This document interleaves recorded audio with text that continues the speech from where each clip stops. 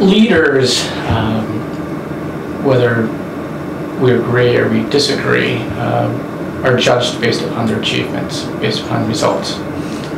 And your last posting was in Somalia. And one only needs to take a look at Somalia today, and things are deteriorating. And the question here really is, there are long protracted crises, whether it be Somalia or Darfur or the Democratic Republic of the Congo.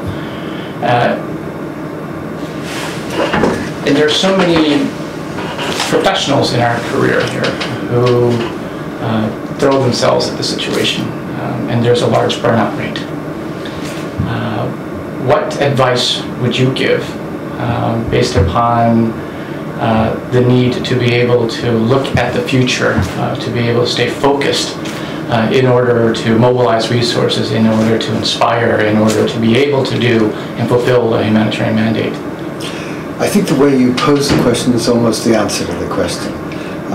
But it's very difficult to achieve. And I'm not sure I did it in Somalia. I'm not sure that...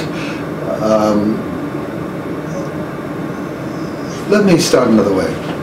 I think your point about vision, if you like, that objective, that purpose, is the key for me. I'm not sure that actually I had sufficient confidence in what I saw as the objective. And the way I saw the objective was essentially this. We can't always assume that all societies have to have the kind of state structures that we have. I saw Somalia, and I had a counterpart in Afghanistan at the time, who recognized this as well. You know, we have tribal communities, we have clanic communities, who for literally centuries, and far longer than the state system itself, have organized themselves, have structured themselves, have, if you like, pursued justice in various ways. And this is not a perfect system, but then again, the state system in the First World War also was not a perfect system. So I think what I began to try and do is to try and get what was then the SACP, whatever it was, some consortia of donors and UN agencies, to say, let's take a different look at governance. Let's try and see if a more clanic approach to governance, to allow them to determine the way they want to structure themselves, should be.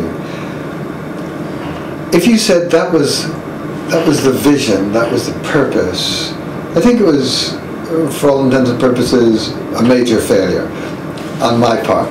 And it's sad, because I think there was a vision there that actually was probably far more appropriate as we now head into the 14th effort at putting in a conventional state government in Somalia.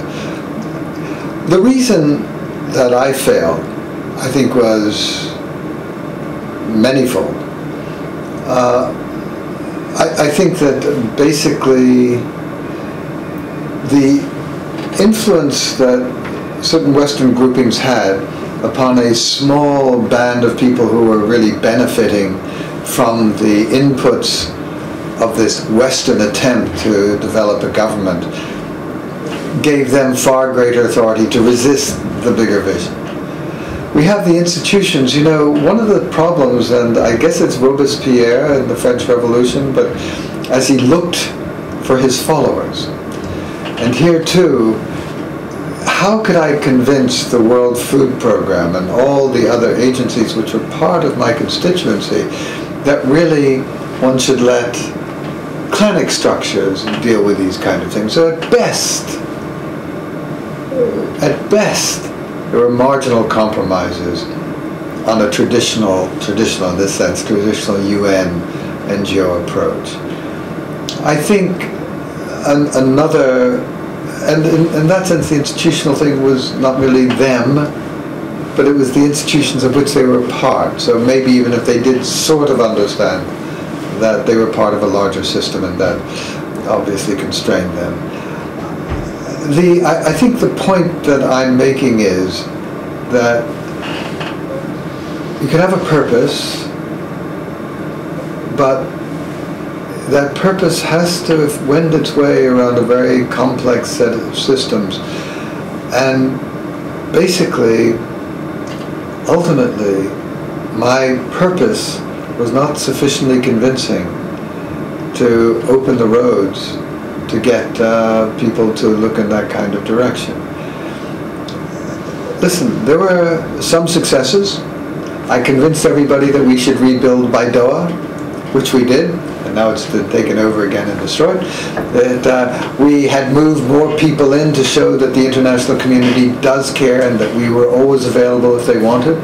And we had extraordinary numbers, relatively speaking, of UN staff in the country that actually helped the NGO staff. But these, in a sense, were a kind of, so to speak, standard thing. We got people in, and that was interesting, and a kind of innovation, and dare I say, just for the purpose of this film, a leadership thing. But it really wasn't driving towards that purpose. It was a kind of concession to what we always do. So leadership on the tactical level, possibly. But leadership on the strategic level, in retrospect, a sad failure. But that's Somalia. That's Somalia.